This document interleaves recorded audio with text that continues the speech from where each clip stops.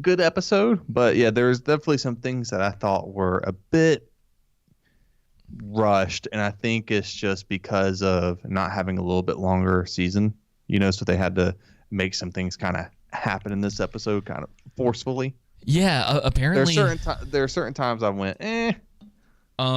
Apparently George R.R. Martin wanted he wanted 13 episode seasons. Yeah, I could see that. Now, I don't know if that's just what he says now whenever things don't work. With Game of Thrones, it was like, oh, George R.R. Martin wanted them to do 12 seasons of Game of Thrones after season 8 was an utter disaster and they were speeding the story along. So I'm like, is this just what he pulls out now whenever things happen? Yeah, things aren't working out quite the way that he wanted them to. It's just like, oh, longer would have been better. I've heard some more actors recently have come out, actors a part of season 8 of Game of Thrones, criticizing it, but that's a side note. But yeah, anyway, as you're saying. Yeah. What do you think about this episode? General thoughts? I was mostly unimpressed. Unimpressed, really? Yeah. I like, and we'll talk about some of the character stuff in it. The character stuff I think is still pretty strong in the episode, specifically with Aemon and Kristen Cole. Oh, dude. I like Aemon is good. I like what they're doing with their sort of like, the two of them seem to be like birds of a feather, if you will. Like they have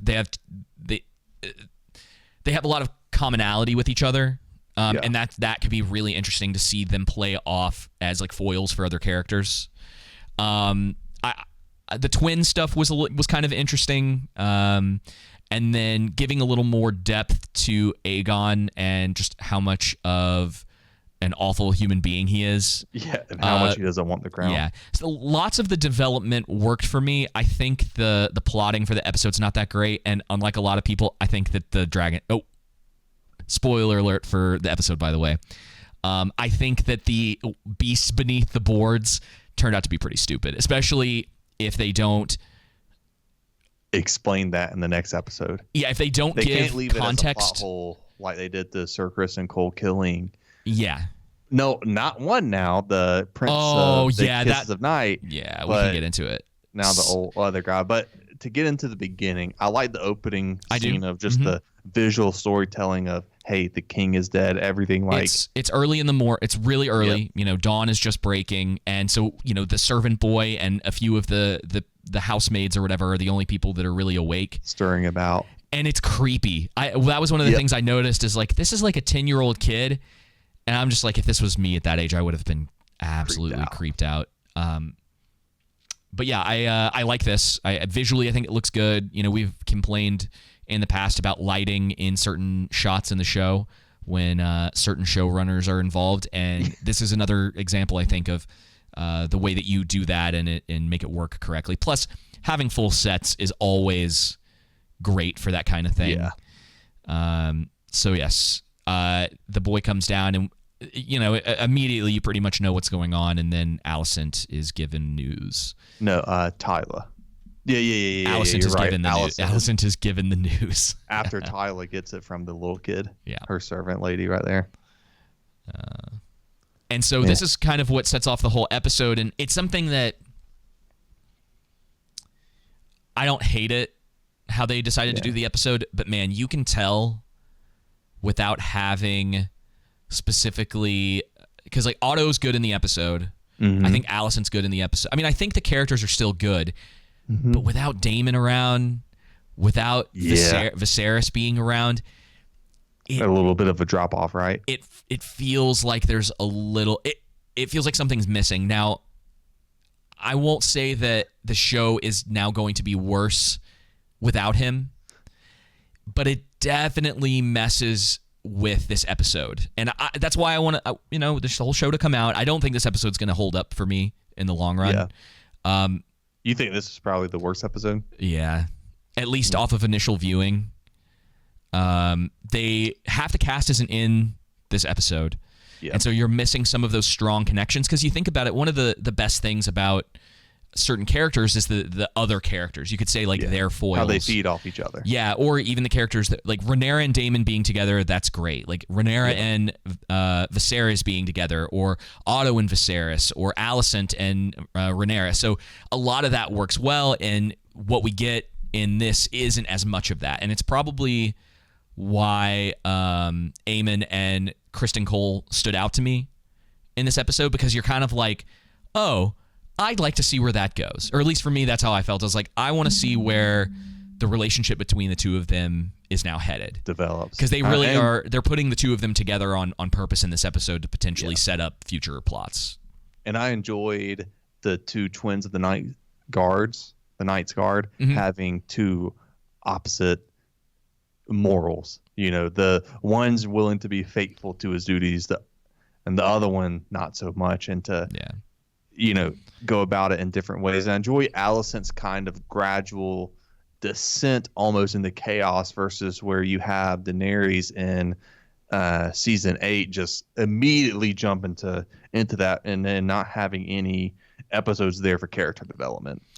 Yeah, well, that wasn't developed well over the course of like 8 seasons. And yeah, they seem to be trying to set Alicent up, I would think, to eventually get to the place where she's closer to Otto than where she is right now. Yep. So she's just fully on board. And maybe the whole thing that happens at the end of this episode is what gets her there, gives her that reason to go full on. But there's some stuff in this, and we'll get into it. I think they try to set her up as a victim in this, but at the same time showing us like making these moral acquiescence, little by little. I guess. I mean, I guess she's like the whole feet thing. We find out she's been, getting her information. Yeah, but that doesn't really make her a victim, because she's. Well, yeah, not that, but I think a victim in the sense of well, I mean, her father, like you see that with her father, that she's aware that he's manipulating them. Her, but at the same time, we'll get a little bit into it. I want to try to stay focused. But when they're in the courtroom, or not the courtroom, when they're in the meeting room in a few minutes, they she could stop it if she wanted to. Yeah. She has the ability to do that, and she decides not to. And that's so. But I like Otto. It sticks with his character. He's like, who knows? Yeah. He's and you can he's already had kind of plans in the work, and that's one thing I'll give this episode, is that it was nice for it to finally kind of come to fruition that Otto has been planning things behind the scenes. I think that they probably could have gone a little bit more in depth than that. And again, if they had decided to stretch a little bit of this out over the course of a couple of episodes, rather than kind of snapping their way through everything to keep the plot moving so they can get to the end of the season, I probably would have liked it better. But it's clear this was done so fast to set up, the next episode and things to come. Yeah. So we get this little thing where it's obvious what she's doing. This was set up in the previous episode to let the White Worm know that the king is dead.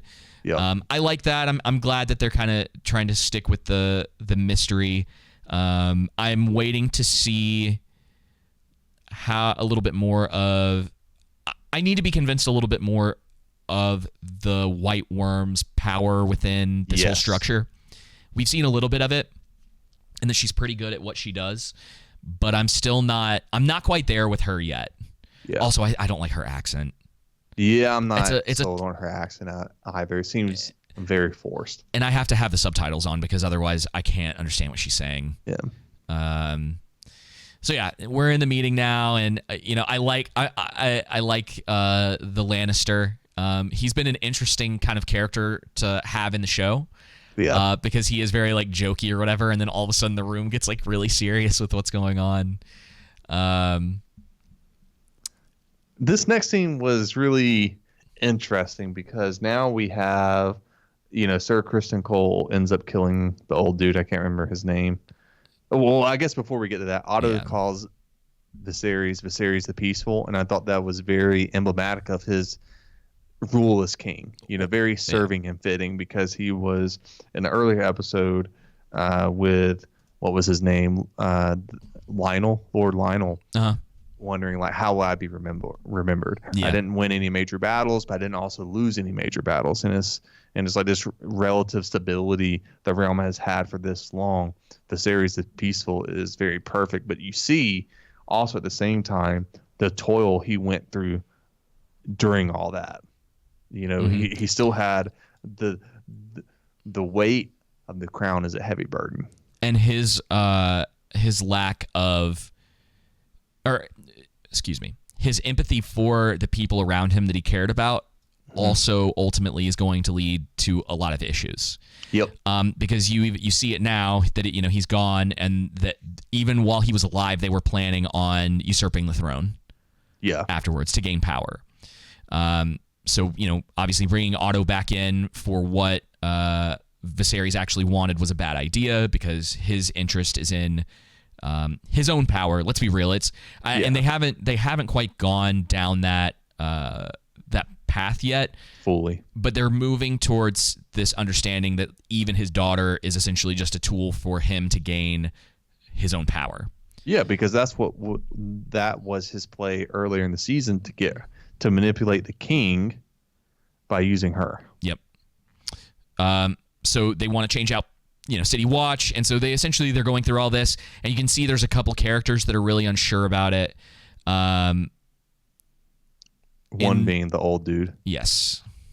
Whatever his name is. I think they will say Lyman, Lord Lyman. Yeah, Lyman ends up saying, I've known Viserys the longest than anyone at this table, and this is not what he would have wanted. And I thought this was pretty goofy.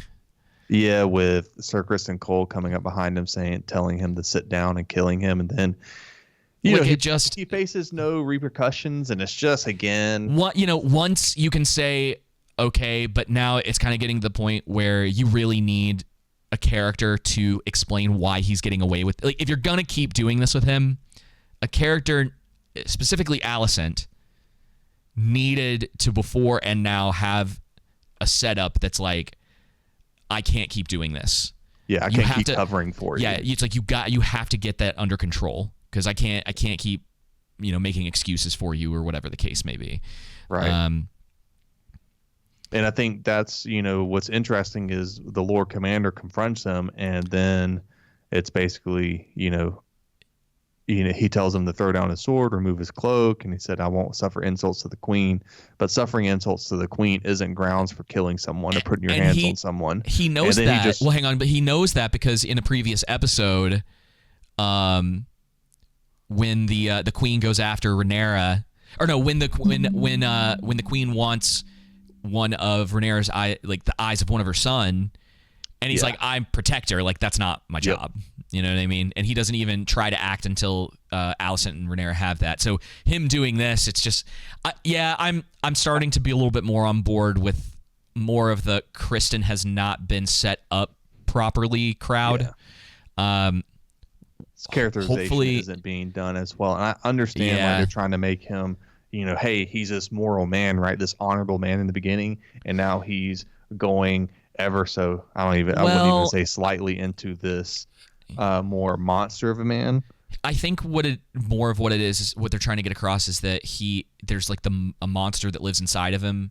Yeah. Because he even later on when he's with Aemon, he has this moment where he's like, women are part of like the creation of the Seven. They should be spoken to as much. And so there is the previous episode he had called Rhaenyra. Yeah, and so he's got a dirty wordy. The question of, does he believe this stuff, or is this, like, what is it, a personal thing on his end where he has a certain standard that he desires to live up to, but his anger is something that keeps him away from that.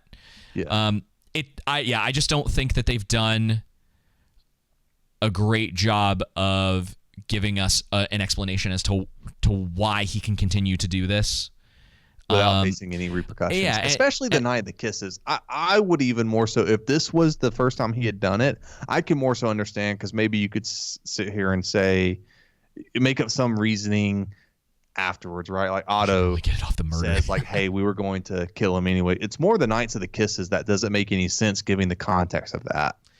Yeah, and that's why I had said it would have been nice if oh shoot, it was set up properly and well, someone had a discussion with him. If someone had or been he like bet some kind of repercussions from it. Well, maybe not repercussions as much as them being like, well, he was a problem for us anyway. He was getting too close to our son. Yeah. So him being like dead, it's like, well, it's actually better for us. And ultimately better that now that they're going into this marriage, there isn't, the Night of Kisses isn't around. There's things that they could have established that would have helped. He punched the prince too. I mean, it's just like he faces no consequences for any of his actions. Right. Well, okay. He's with that one, you have to potentially. That one's easy enough to explain away because you could be like, well, there was chaos going on. Did anyone actually see him do that? Oh, yeah. Yeah, maybe they could have easily explained that, but they didn't. Well, that's the thing, is that they don't need to tell us everything. If you see a giant crowd and they show you everyone in the back and no one can really tell what's going on, and the only reveal is that Kristen has pummeled the crap out of the Night of Kisses, right? You can assume that chaos ensued, and it's like no one's really going to be able to prove what happened in that moment except for that, which is why they needed an explanation for that. In the same way, we need one here where it's like, hey, why is he still able to do this? Why is the guy has this kind of attitude? He kills a guy and then pulls a sword on the commander of the Kingsguard, and then they promote him. Yeah. In a couple scenes.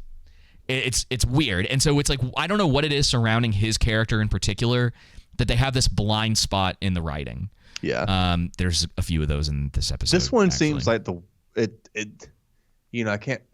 And trying to think back to the episodes, this one seems like the worst written episode so far. You know what I mean? Sure.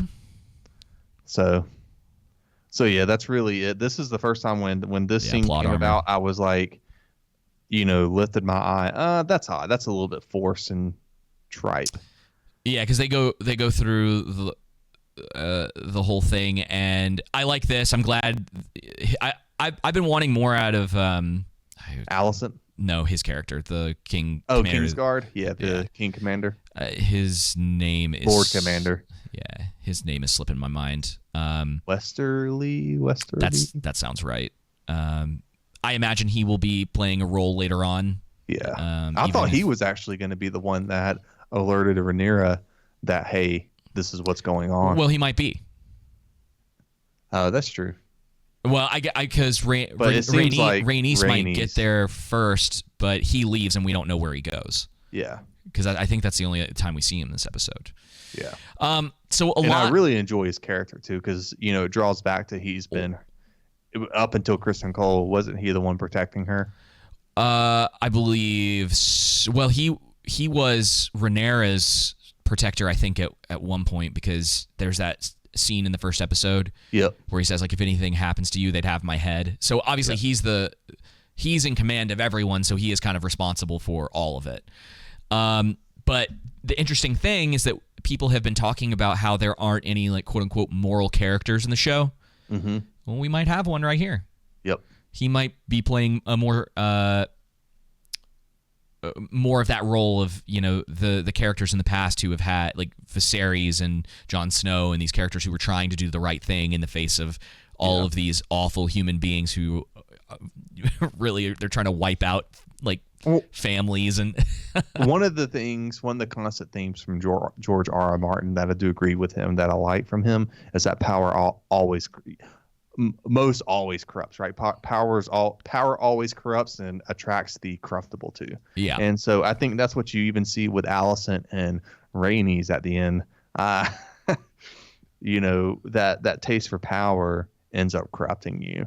And it's interesting, I'm sure, in the after credits where they're talking about the episode, they mention the different feminists. There's definitely, they lean heavy into the feminism in this episode, but it's funny because I think what we're shown is the exact opposite of what they're trying to say, that, hey, the women are beneath the men, and they're a victim of the men in this society that George R.R. Martin has set up based on the medieval time period, right? Yet they have made in previous episodes and make horrible decisions that kill innocent people. Yeah, it's one of those things that just doesn't really work when you ultimately think back to Daenerys genociding people in King's Landing. That's a really big problem. And this is kind of, again, we've talked about this with other shows or whatever, but with prequels in particular, when you have stuff that's established already, if you're trying to kind of push for a moral message, you got to be really careful when like one of the most prolific female characters in Game of Thrones genocided a bunch of people. Yeah, like that's Cersei just too. Yeah, Cersei's not exactly a beloved figure. Yeah. She's definitely not a hero of Game of Thrones. And it's funny, even with Alicent, like you get, the whole feet fetish, and then you also get her willing to, after she says, I'm not for murder, or we're not murderers, or whatever along those lines. I like that. I enjoyed it, but then in the one of the next scenes, she's like, I'm totally fine with murdering the White Worm, and all those with her. Well, I'd have to check, but was it specifically? I guess that was what they were going for. That was the connection. Yeah, but that was.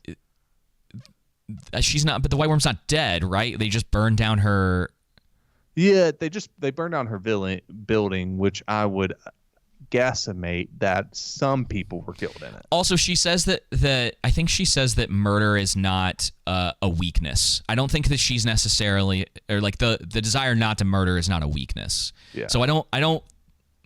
You got to be like she's pretty necessarily specific. saying that she's against it. Yeah. You have to be like pretty specific only when you're talking about her. that stuff. Well, sure, and that adds to what's going on in the show. Yeah. I don't know if there's really an inconsistency there. I really, maybe a tad. I don't even, maybe inconsistency isn't the right word, just within Alicent's own character and mindset. Like them trying to, I got the feeling they were trying to portray her in a more pleasant light in this episode. Sure. Than what they actually showed. And that's more so what I'm getting at. You're trying to say all these things, which I don't necessarily mind if you want to lean into, but you're showing us something different. But I do want to say I enjoy Aemon's characterization. Yep. Aemon and that chin, man. Yep. It also looks like in the next episode they're going to reveal what's under his eye patch. Oh, yeah, it does. Because it's not just a empty eye socket, or it's not supposed to be. So we were talking about this in the last episode. We have Eric and his brother, who are both Kingsguard, and they're twins. And it's an interesting thing because they do have a couple conversations about the current usurper of the throne. Yes. And his legitimacy in leading, not because of his blood, but because of his actions. And so what we get is that in this, I think it's in this previous scene, Alicent is asking Aemon to go and hunt down his brother to bring him back, and Eric has been asked by Otto to do the same thing. Yeah. And they're kind of trying. Did this work for you? So what they're trying to do is set up that it's really important. Essentially, depending on who gets to Aegon first, is going to be the person who has like insight, like not insight, but has say in, has his ear more. Yeah. Did that work? Because no, not because it didn't work for me, because Aegon, his character doesn't seem like someone who's just willing to go off of Otto or his mom's word. He doesn't even want it, which I think is good. I thought that was good. I think that the consistency with his character and him being terrible, but also being like he's completely aware that he's not fit to rule. And here's the other thing, and I'm fine with bouncing around if you want to. It's getting hard talking for me to like do. this, but I think what were your thing you were just saying? I'm sorry, spur my memory again, because I was about to say something about Aegon. So the whole point of them doing this is because I think they're attempting to set up whoever gets to him first essentially will have the better claim to how Aegon moves forward, like especially with Rhaenyra and how it would affect war going forward. Well, I think Aegon being a terrible person, right, and him not running the throne is emblematic of how his parents raised him, right? even with him saying like, well, Viserys didn't really like me, and but it's even more specifically with Allison, and hey, he's come to be because of how he's raised her, ignoring her son's wishes. Like, hey, I don't want to be king. I don't feel like anybody adores me or loves me or admires me in any capacity. And then when you get that ending scene when he becomes king, and even though he doesn't want it up until that entire point, once he does become king and he sees the crowd's admiration and cheering him and everything, he starts to love that, and that typically is a bad sign. Yeah. Yeah. And I thought that, and we'll get to the beast beneath the boards, I thought they were going to go with something a little bit more subtle. That Aegon, his attitude, because his wife is the one who's been giving off all of the predictions. Yes. And essentially what she was doing was saying, like, beware Aegon and the beast that lives within him or whatever. Mm-hmm. And I was like, oh, okay, maybe that's where they're going. And then the end happened, and I was like, oh, no, that's not what we're doing. They kind of went back into season 8 Game of Thrones. They just went into spectacle. And they've done killed that.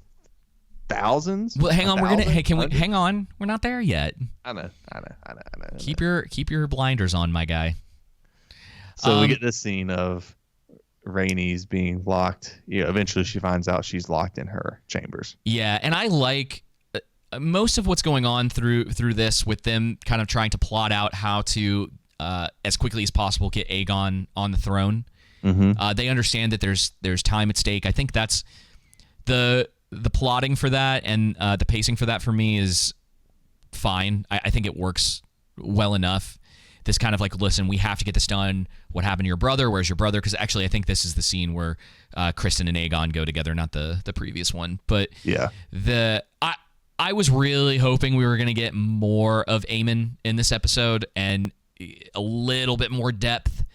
It's kind of like as you said, and when we first talked about him, that he's Daemon, but on the opposite side in our last kind of like that. Well, he's they seem to be setting him up to be the foil for Daemon.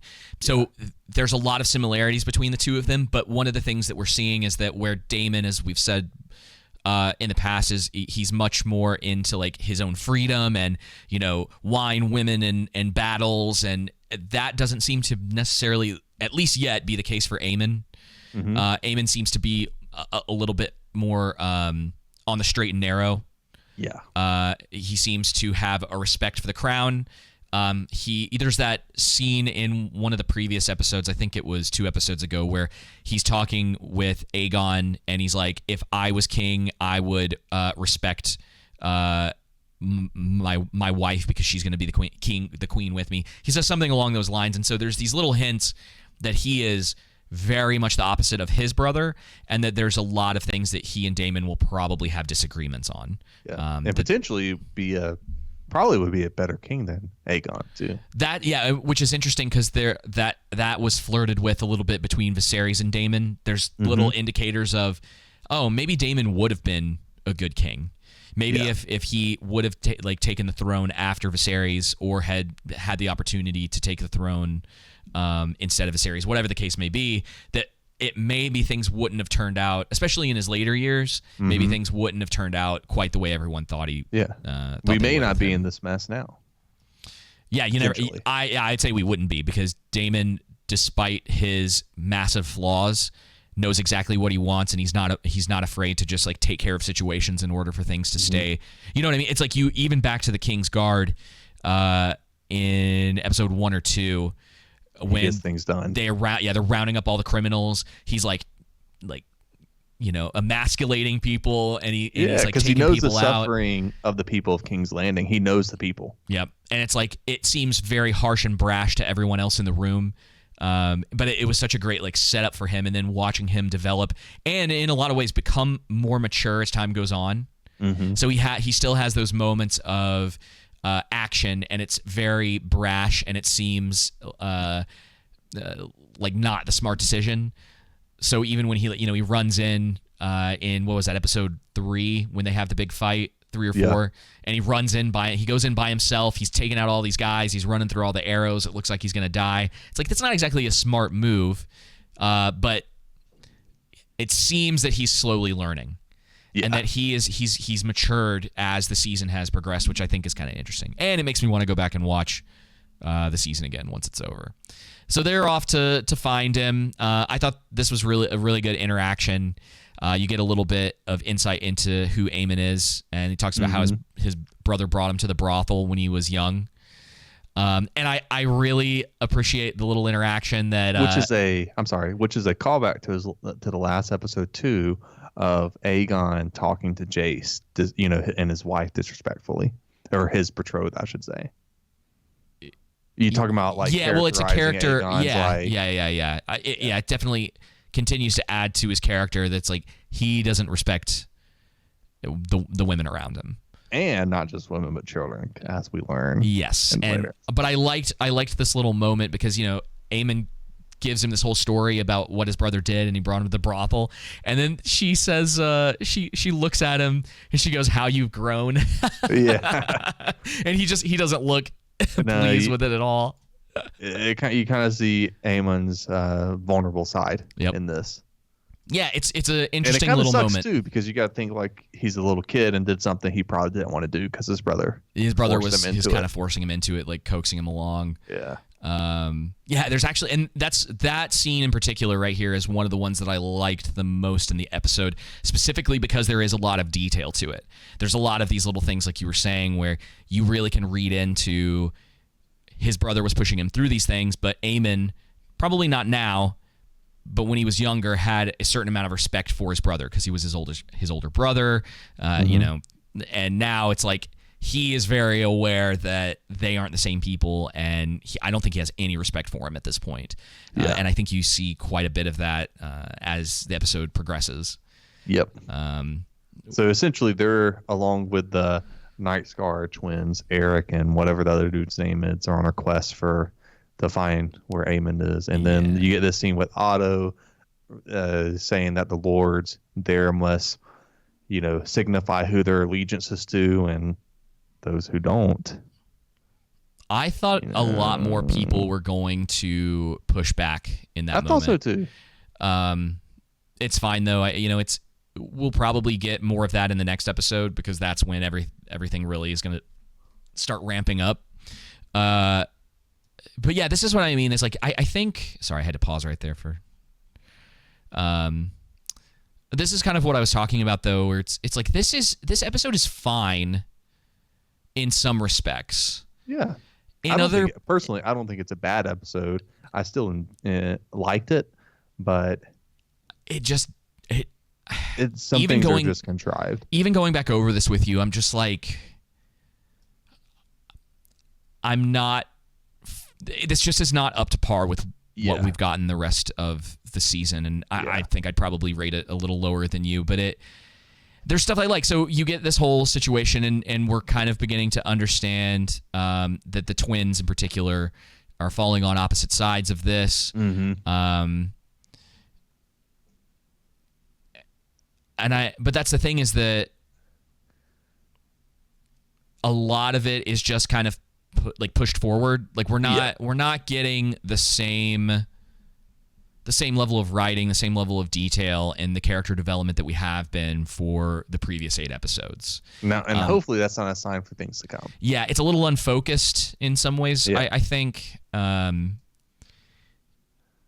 it's not like a catastrophic episode that just like went off the hillside. It's just a little bit less. I still liked it, but it's not up to par to what we have been getting. You get what I'm saying? Yeah, and we get stuff where it's like Prince Aegon has spent many nights in this place, and it's like these children are they have their nails and their teeth filed so that they can fight each other, and you get a clear indication that Aegon has been involved with other women. Some people. Yeah. The details of that are not exactly given to us, but I imagine that what they probably want you to consider is what happened with the house maiden or whatever in the previous episode. From the previous episode. And callbacks to how awful he kind of has been and certain actions that he's taken. This is also common among kings in this universe. where they sleep around, and like we had seen with the Moon Tea in the previous episode, that's why Alicent did that, is because they generally don't want any sort of like outside trouble. I don't know if this plot point is going to come back up. Not necessarily with this kid, but having bastard children it's a common theme among kings. Oh well, yeah, in Game of Thrones in particular, and so them maybe trying to use that in some sort of way. But I don't know, because there are so many other heirs. Well, I guess with the exception of Viserys, he was the one that was honorable enough to not do that, from what we're told. To do what? Have other bastards. Oh yeah, well, he. You're right. He tried to do things the right way. Yeah. But even he understood the need to avoid that because he gave the Moon Tea to Rhaenyra. Yep. And so it's nice to have sort of the complications between the characters, where it's like in some areas Viserys really was one of the better people in the world, like I guess as good as you can be when you're talking about this show. He really did try to do things right. He tried to maintain the peace. He tried to maintain his family. But in doing so, there were a lot of things that he was not aware of, because he wasn't willing to like crack down on certain people. Certain things were allowed to happen. And you could say even the situation with Aegon that's going on, if Viserys had had a stronger hand in a lot of that, they may not be in some of the situations that they're in now. Same thing with Rhaenyra. With her indiscretions and the things that she was doing. They kind of allowed these things to flourish under the guise of having everything kind of maintain normality. Yep. When underneath things continued to brew. So it's kind of that the symbolism that we've seen of the rats, even though I expect the rats to show back up at some point in a big way, and I'm still waiting for it. Yeah, we're going to get to that. I'm going to bring up that point at the end of the episode. Okay. I think you may catch along the lines of what I'm saying. So yeah, they're still looking. This one guy is trying to escape. It was pretty obvious he wasn't going anywhere. Nah. I thought he was going to like get through the gate at first and then get shot by an arrow or something. Mm-hmm. But he ends up getting pulled out, and then this chick is just telling them, "Hey, White Worm knows the dealio." Yeah. And so as he's about to leave, he gets caught by the guard, and then Otto and Larry's catches. And this is the King's Justice.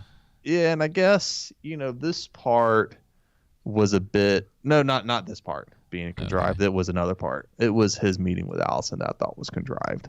Okay, well you can. That's another time where I raise my question. But yeah, this I can understand. Larry's kind of keeping an eye on things and seeing what's going on with this lord trying to leave. Although it would seem weird that anyone would allow him to leave, given that didn't Otto say in a previous scene that no one's allowed to leave? It just seems odd. I imagine it. What do you mean? They know who is and isn't allowed. Yeah. There are certain loyalties that they know that they have, so that there are people that they don't have to worry about.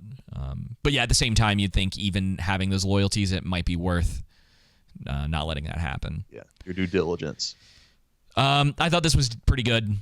The scene of the two of them together. Alicent trying to kind of be respectful, but she's also in this position now where she knows what has to be done. Like there's no going back from usurping the crown. Yeah. That like you have to move forward. Even at this point, she can't just be like, "My bad, we'll turn this around and let you go." It's not going to happen. Yeah, it's kind of funny too, because Alicent, hasn't she had a chance to install herself as queen if she wanted to? No, she hasn't. No, she doesn't. She doesn't have that kind of power. That power, okay. But I enjoyed Rhaenys telling her, you think. Basically telling her you're just trying to build a window in your own prison regarding your father, husband, and son. Like you've been controlled by them this entire time. You don't want to break free of that. But in reality, too, we see that she's been manipulating some men behind the scene, and also the power that Alicent has in this. Yeah, specifically Kristen and Lord Larry's, which makes sense because it's interesting how opposite the two of them are. You sort of have your like traditionally like handsome man, and then the guy who's got more repugnant. Yeah, and they both have creepy. they both have very big flaws. Yeah. And it is really interesting that it's. I wish they had kind of set up more in this episode, and they kind of do, but had shown Alicent more as that manipulator. Because they do, but it's really subtle. Like if you're not, Kristen Cole doing things for her could be perceived as him just having like a certain amount of loyalty to her because she's allowed him to like stay around, and she did kind of save his life earlier on, and kind of took him in as like as her personal guard. Right. But there seems to be more going on in that situation because of how much he's willing to do for her and how much he cares about her. Whereas like Larry's, it's like pretty obvious what's going on, that there's this like transaction of there are certain things that he's allowed in order for the information that he gives to her. So yeah, it's fine. I still really, other than what we're going to talk about at the end of this episode, I'm still pretty much on board with Rhaenys. I just hope I agree. I just hope that they resolve that. I need that resolved, because that specific scene that we'll get to. That's a bigger deal to me than a lot of the other ones. Yeah, I agree with that. The implications of it are huge, much bigger. And on top of that, I find it funny that Rhaenys in 2 episodes ago, I think it was, told Lord Coriolis, you're the one that's still wrapped up about the throne thing. I'm not, but you can clearly see that she's still bitter about it all. Yeah.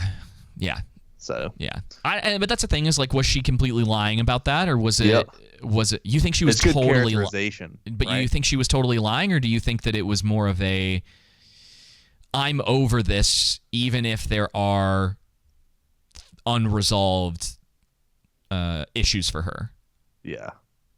Because those are completely different. It's completely different to say like, well, she's just not over it, versus, I guess, a more in-depth what I mean is, I characteristic. wasn't criticizing that, but like, she's not as over it as she was as we were being told she was 2 episodes ago by her. Yeah, I mean, adding that depth of characterization. It's a lot more complicated than she still clearly wants it versus doesn't. There's conflict in that, and I think you can even. I think we kind of talked about that in the last episode when Viserys comes in, and she just kind of has this look on her face that could kind of imply like, well, could I have really done this? Like, was this something that that I would have wanted? And there's no telling, as far as we still haven't been given any sort of indication of what was really going on with Viserys, whether the sickness that he got was quote unquote natural, or if there were things being done in the background to cause this kind of thing to happen. You know what I mean? Because it could be either still. We don't know. White Worm meets with Otto. Yep. I liked that whether she's correct or not, there's a line in here. Where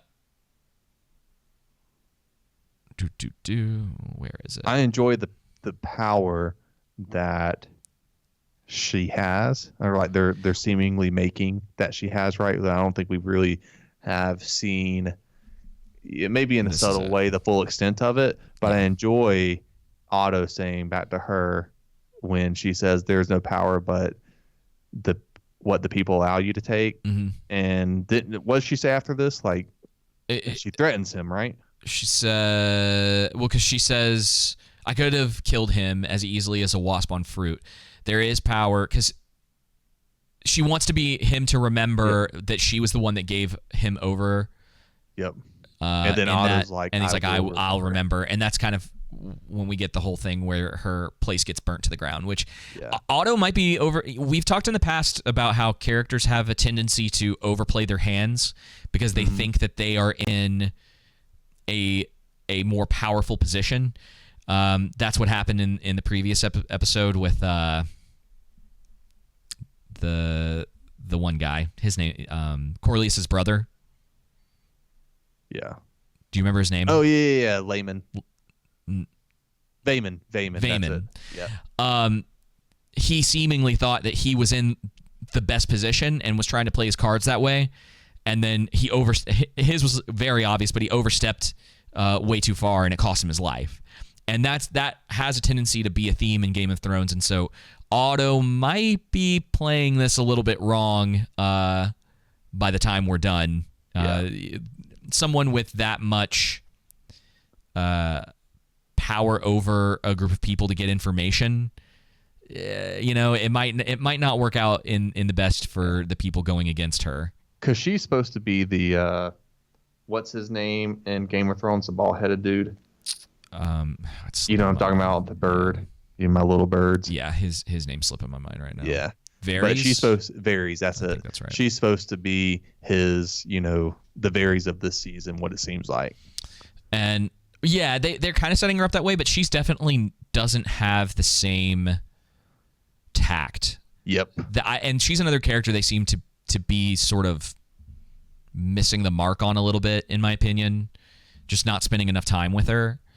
Yeah. And like giving us a better indication of like who she is, and we don't need to know all of her reasonings behind what she's doing. It very well could be that she just kind of wants to be among the people but still maintain a certain level of power. Like everybody's trying to rise through the ranks, right? I think they even said earlier, it's like I think it was when Alicent was in the room with her daughter, and they were talking. There was this line in here: "If one possesses a thing, the other will take it away." Yep. Setting it up. It's I our guess, fate, for I the think, next to crave episode. always what is given to another. And so that's one of the things I've actually enjoyed about the show is they have a tendency to throw these little themes in there. Whether it's like children will be our downfall is sort of one of the things that they've talked about. There's a lot of that going on. And so I'm wondering if we see some of that as far as like the downfall of characters, or is that they weren't aware of like that they had something that someone else wants, and that person just happens to want it more. I do wish they wouldn't have brought up the beast beneath the boards again. Yeah, I'm wondering if she's saying that. Okay, this could totally be because she didn't have another one in this episode. Yeah, she just said that again, and so I'm kind of wondering. The only other theory I have is that maybe what happens at the end of this episode isn't what she was talking about, and that there's something else that's going to happen. It's interesting because at the end of the episode, Alicent said to get Aegon's wife, and so I'm wondering if Alicent is catching on because she says to Alicent in this episode, "Beware the beast beneath the boards." If Alicent's catching on that Helena is, having these dreams or prophecies or whatnot. I don't know. I don't think Alicent is that aware of certain things because I agree. The only reason I say that is because for her to say that in that moment. Well, we find out that Alicent really just believes, at least to some degree, that what Viserys wanted was Aegon to be on the throne. Yeah. So whether she's just being ignorant to the situation or not, she's like, no, that's what he said. That's what he meant. He wanted Aegon on the throne. So for her to be the character that's like, oh, my daughter is having visions, it seems like it'd be a little out of character for her. Yeah, I agree. It just seemed odd, though, for her at the end of that episode to say something regarding, hey, get Aegon's wife. We'll get there. We can look over it. Because to be honest, I don't even know what you're talking about. No, you're fine. You're fine. Unless I'm mistaken, but I'm pretty sure during that last scene. So they finally find Aegon in the Sept, and they are confronted by Kristen and Aemon outside, and they get into a little scuffle. Yep. And one of the brothers does not help, which is interesting. Yeah. I know, obviously, you can't help but notice this. I'm like, oh, I noticed this, but... So the one that doesn't help is the one who's loyal to Rhaenyra, I'm assuming. Yeah, or that's been saying... Because I was a little confused, and I think it might have had something to do with the pacing of the episode. I was a little confused as to what was happening in this moment. Because I'm like, wait, aren't they all working for the crown? Like, wasn't the goal to find him? Like, what? And then I thought about it, and I was like, oh, right, because there's two different parties who have their own agendas for why they want Aegon first. Yes. Not that I'm not totally convinced that it really mattered. Like, just because one of them got to him first instead of the other one, that he would just be convinced by the first person. I don't know. Not much to say there other than that.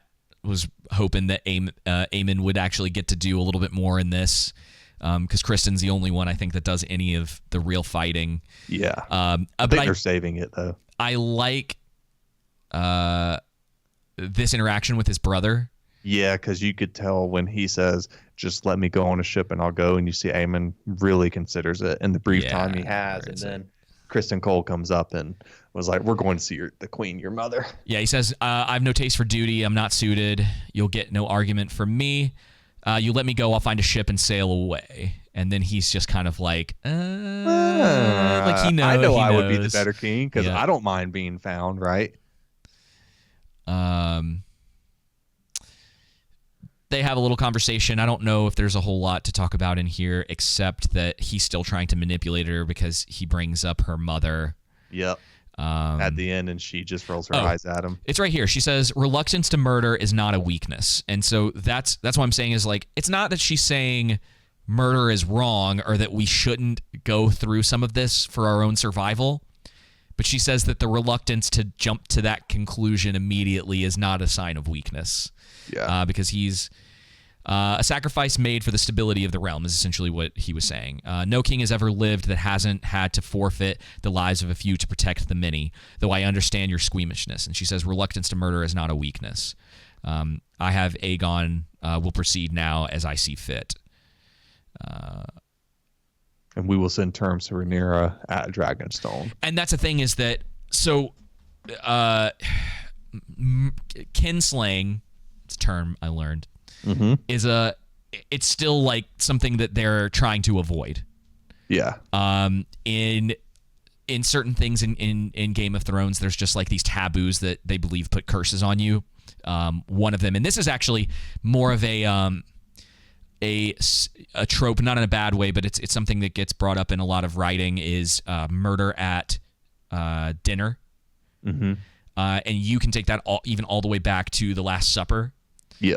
Because it's kind of a sign of a curse, and because the supper table or communion, in more of a generalized sense, is always supposed to be that time of peace, and that, you know, you're setting aside these things in order to like come to the table, sort of like what was happening in the previous episode when Viserys has the last meal with his family, right?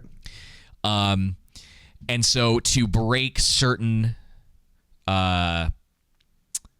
taboos in that way, so whether to murder people at the dinner table because it's supposed to be a place of peace, or to kill your own family, those kind of things, it's generally a potential curse upon you. Whether that's actually real or not, you know, that's kind of up in the air. But it's something that's generally thought of to be believed among people in this world. So it's kind of an interesting little like thing that's there, and you see why Alicent in particular is like, because she is, what's cool is that like she is more of that, she's got that more of that religious background than even her own father does, right? Like he's very pragmatic, he's very to the point with a lot of things, and he's just like, look, this is the best thing. Even remember, even in that one episode that that part still sticks out to me, when he's basically like, if you don't take the throne, Rhaenyra is going to murder your children. Yep. He's very pragmatic, and he's very consistent in the things that he believes, which is really cool that they've been able to keep that going. Like he hasn't had these weird changes over time. And it's kind of ironic too, because that's one thing I was thinking about during that episode, after the episode, was the callbacks of him saying, you know, if you don't take the throne, Rhaenyra is going to murder your children, when he's the one that actually wants to do it. And who knows how she would have responded if she'd gotten the throne, but doesn't seem like that would have been the route she took. Yeah, there's that complexity there, because you can tell that has always been in the back of her mind, but that she still believes that Rhaenyra wouldn't do that to her and to her family. Which I tend to agree with too. Yeah, I think that's the case. I think they've established it enough between the meal that they all shared in the previous episode, and her reluctance here to murder for what Otto believes is the stability of the kingdom. It won't last, though. We all know that it's not going to happen. Yeah. And then we get your favorite scene of the episode. I honestly, I had for a little while, I had no idea what was going on in this scene. I was like, wow, she's really getting comfortable around him. My wife called it. She was like, oh no. I'm like, what? They're going for a foot fetish. I'm like, oh, that's what David was telling me he enjoyed so much. Very funny. It's okay. You could be honest here. YouTube is very open. No shame here, David. Yeah, but we can't get an 18 plus put on the stream. Yeah. Yeah, no, just kidding. But yeah, no, this was a bit odd. I don't see why they had to show it. They could have just hinted at things. You know what I mean? You've got to be more specific. The foot fetish whole deal, like him. This is pretty. Well, the scene goes on. This scene goes on long. If they had done this, yeah, to here, that's what I mean. And that was it, and they cut. That's enough to get the point across. But she is clearly ashamed of this situation, and has no love for it, but is also aware of the predicament she's in because she needs that power. Like Larry's just giving her a certain amount of that. Who's the dude that dies in season 8 when what's her name kills him? The other the short brunette guy that's kind of like Viserys or the bald guy's counter. You know what I'm talking about? What's his name? Little Worm or something like that. Little. Oh, you're talking about Littlefinger. Littlefinger. Yeah, he's not short, but yeah. I was like, short? What? Who? I was just talking about short dude. In comparison to everyone else, but yeah, Littlefinger. That's kind of what Larry's reminds me of, in a sense. So here's that shot of the guy who tried to escape. Seemingly, it's like we didn't get to see this with any of the other people who didn't bend the knee, but my assumption is this is probably something that happened to them. Yeah. Or maybe he was just made an example out of. Yeah. And considering he was actually trying to leave, whereas the other ones got jailed. Yeah. I wonder if they just jailed the rest of them. I kind of would have preferred if things started spiraling even more. Maybe we'll get that in the next episode. If there was just more chaos, or like some of the lords or whatever that didn't want to bend the knee to right. That they ended up dead or killed or whatever the case may be, because we get a little bit of that, but it still feels like they didn't go all in with it. Like I don't know how much you remember of season 1 of Game of Thrones, but episode 9 and everything sort of leading up to the end of that, and King's Landing kind of going into chaos and the upheaval from that. Yeah, and Joffrey taking over. There was a lot of chaos in that. There were a lot of different parts moving, and there was a lot of tension about, this has just gotten really dangerous for all of Ned's family. And they're all getting split into different places. So this is reminiscent of it, but not done nearly as well. Yeah. And so I don't know if some of that'll happen in the next episode, or if we're going to get a time jump in the next episode. But yeah, I think this is supposed to be White Worm's, her like villa, right? Or like where her headquarters. So. And we'll get the scene of it being, being burned to the ground, and then the knight is taking Rhaenys through the city because he's like, don't go to the dragon pit because they'll be expecting you there. Yeah, and then they get forced to the meeting place to where Aegon's gonna be crowned king, and he still is in this position of I don't want this. Yeah. And then he gives, this is like one of the moments of like actual insight that Aegon gives, where he's like, my father he said he had 20 years to name me as heir and never did. Steadfastly, he held up Rhaenyra's claim. And then she's like, he changed his mind. On his deathbed, and he's like, yeah, right. I like this scene because you can kind of tell she's like, yeah, maybe that is true. But it's also one of those things where it's like, it's too far gone to even. And here's the thing. Even if Alicent, that hadn't happened, this whole situation would probably still be going on. Yep. Because Otto had it planned from the beginning. Exactly. And we had talked about how it was a bad move on Rhaenyra's part to leave King's Landing when she did, despite everything going on. And it's kind of interesting now looking back if Viserys would have, just with their world, obviously, it's the wrong thing to do. But if he would have, for the sake of the realm, married Lord Coriolis's younger daughter at the time, just to strengthen the realm, would these events be unfolding in a obviously not in the same way, but in a different sense? You know what I'm saying? Well, yeah, you have to consider Alicent wouldn't be in power. Otto would be gone. Larry's would probably not Larys, the father. Oh yeah, Lionel. Lionel, sorry, all those L names. Lionel would still be alive, and probably still be Hand of the King. And who his potential male heirs or Rhaenyra, depending on the situation, probably would have taken the throne and things would have gone on. But then we wouldn't have this story, and we wouldn't have the massive spiral that we're headed towards. This downward spiral that's happening. So, it is interesting to think about for sure. And you see, I think in this moment you also see what tortures Aegon is him asking his mother, "Do you love me?" Because my father didn't seem to care about me, and you don't either. And you see that she continuously ignores his wishes, that he does not want to be king. And then let's see, he says, "Your grandfather, the Hand, will try to impress on you that Rhaenyra should be put to the sword. You must reject this counsel. We must not rule with cruelty and callousness." And what's interesting is I wonder if some of where Alicent currently is Viserys rubbing off on her, and this understanding of like trying to keep peace within the realm. Yeah, she's obviously gonna fail at this pretty hard. Oh yeah, I think it's showing a slow degradation into, as you said earlier, being like Otto.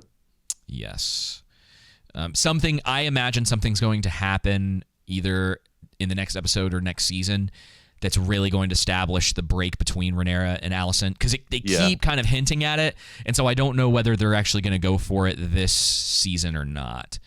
We get all the people gathered in this building. This is a point that is about to come back up, so we need to make clear how many people are in this room. Thousands upon thousands, tens of thousands. Let's see if there's all these people. Rows too, like there's what, like 1, 2, 3, 4 rows, I want to say. There's just a lot in here. Well, no, I'm talking about like there's people right here, but there's also people in the bleachers. So you're right. Yeah. So there was another another shot that you had up there that showed there was like 4 rows. Yeah, that shows 3. Yeah, 3 to 4 rows. Let's just say that. And we might see more. It still looks like 3. And here comes Aegon. And it's so funny how he's just like reluctant about this until the moment the crowd starts cheering for him. Yeah, because he gets that admiration he's been wanting. Mm-hmm. And you could see his wife like, oh, crap. Well, this was the moment, too, where I thought this was an indication of her saying, "Beware the beast beneath the boards." Mm-hmm. And again, this was me just kind of speculating as the episode went on. But yeah, goodness. He's getting his anointing. Rhaenys is headed off. Obviously, she's headed for her dragon. They give him the crown. And this, I'm glad that they are still setting up the dynamic between the two of them. So despite not liking this episode, there is good character work in here. It's just the episode itself and the writing, and I think it's the ending for me too. It just, again, we're going to get to it, but we're almost there. Well, what I've already pointed out, as a whole, I like the episode, but man, this episode may prove to look worse in my eyes after the next episode if they don't answer it. Yeah. You get what I'm saying? Yeah. Because, okay, we'll just get to it. All right, so they're about to anoint him and all that good stuff, and the people are cheering. Oh, and during this scene, by the way, one of the things that they kept focusing on was the coughing in it. And again, you could take that to mean, well, they're just showing it as natural, but they were really emphasizing the coughing, and so I think they're getting around to, hey, a plague is being spread, and it's going to spread faster with all the people in this closed-knit area. The thousands upon thousands. Yeah, so just to be clear, because there's another shot. Here's a shot of the whole room. There are a lot of people in here. Yeah. A lot of people. And before we get to the final sort of moment, there's a you get to see Aegon. He's like unsure because when they do it, right? Because where is it? It says, "All hail his grace Aegon." Second his name, and all the people are kind of just staring at him, right? And then it takes Kristen Cole saying Aegon the king. And then everyone starts kind of clapping because you kind of get this understanding that they're just like, so what? Yeah, who cares? Like, can we go back to our lives now? And then he gets that, and so he's so excited about even that being king. And then boom. I mean, okay, so they're like, yay! And even if we look at the damage that did, man, the high towers could easily use this to say, see, Rhaenyra, this was a false. They could essentially call it a false flag. And how dumb of Rhaenys to do this. Yep.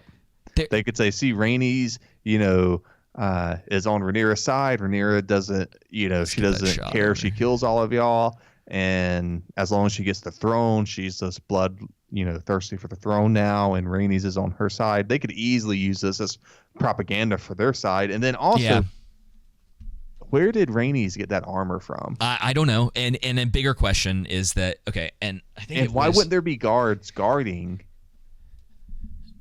down, the dragon pit? Yeah, she just on the back of a dragon broke through. I think Shad was the one that pointed this out.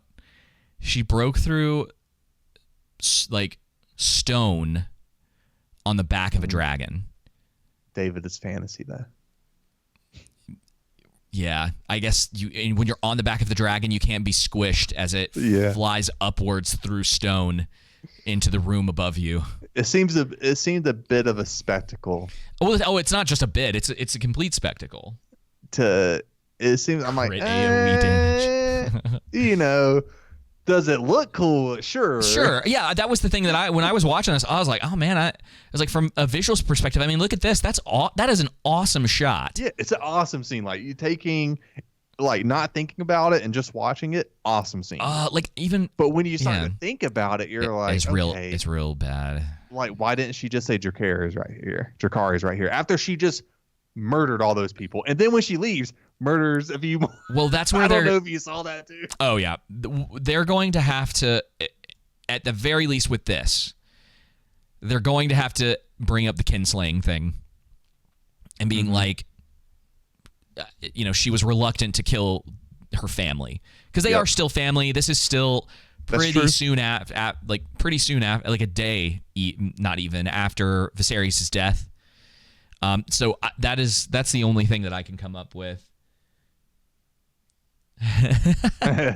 Tyler says it was the most exciting part of the episode. Don't pick too much. Yeah, but it's like it potentially breaks so much just to have the big dragon in the room killing a bunch of innocent civilians. Yeah, see, the thing for me isn't even so much of I can even look over her, breaking through the stone right with the dragon. Okay, like let's just say it's because we don't exactly see, I don't think, how it came through. Let's just say it used its head or whatnot. I mean, you're being super generous about that. The main thing for me is how are you going to answer the fact of her murdering thousands of innocent people? That's even, as far as for the people of King's Landing, who they're going to be behind, makes more sense that they would now be behind the Greens rather than the Blacks. And that might be what they're setting up, but it just seems like such an oversight on Rain. Like, no matter where you kind of land on that or where they decide to land, it seems like, let's say that's what happens and King's Landing is now like, it is like firmly in Alicent and Aegon. He's on the green side. They're fine with everything that's going on, and they use this as a false flag, quote unquote, to get them on their side. It's one of those things. It's like, who's not gonna look at Rhaenys and be like, "Dummy, why did you do that? Why'd you murder all these innocent people?" Yeah.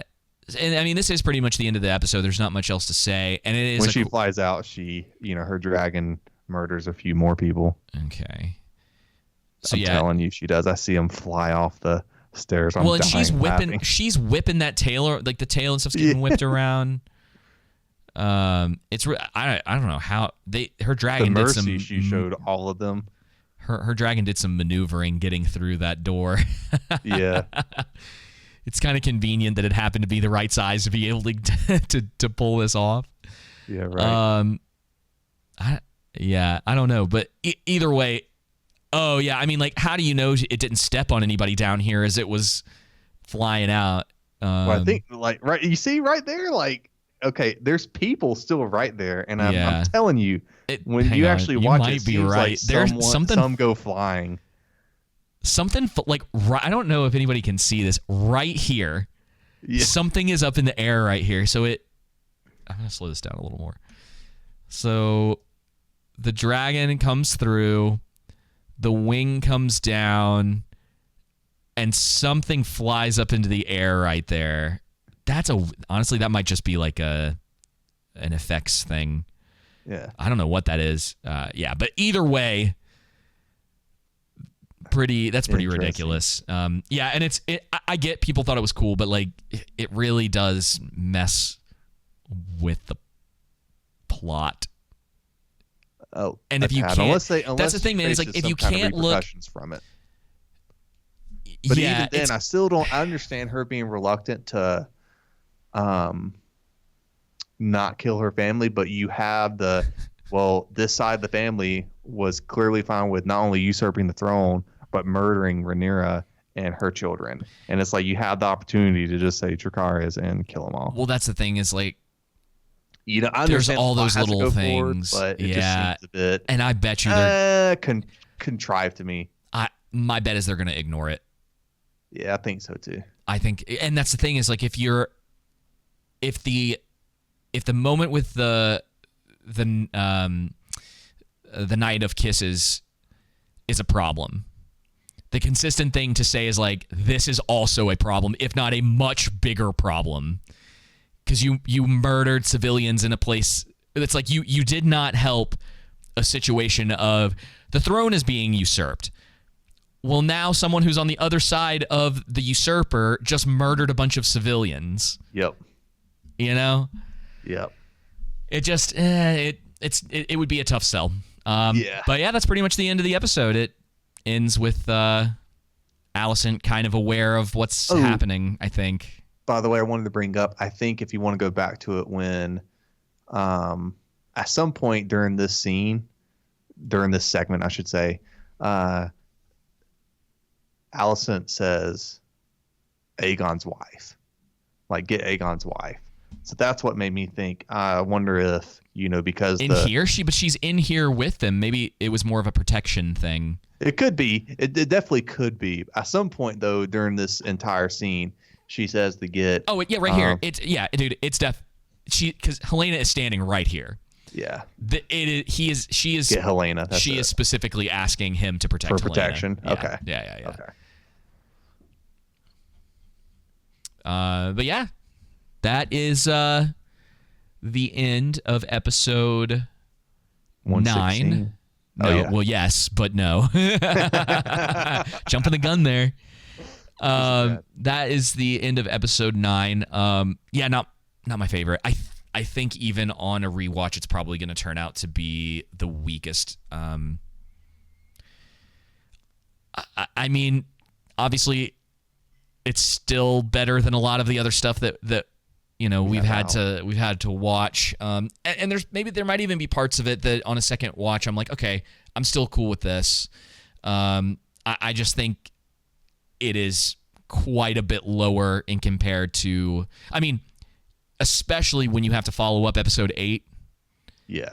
But it's going to be hard. There have been so many solid to amazing episodes this season that it's really hard for me to be like, this is even in that sort of like good range. Like it's kind of just fine. It works in some areas. It pushes the plot forward in ways that it needs to, but it feels like they potentially sacrificed a lot of consistency and doing certain things for the sake of spectacle over continuing that solid run that they've had for the last 8 episodes. And it's just unnecessary, man. I mean, people love this show despite the spectacle.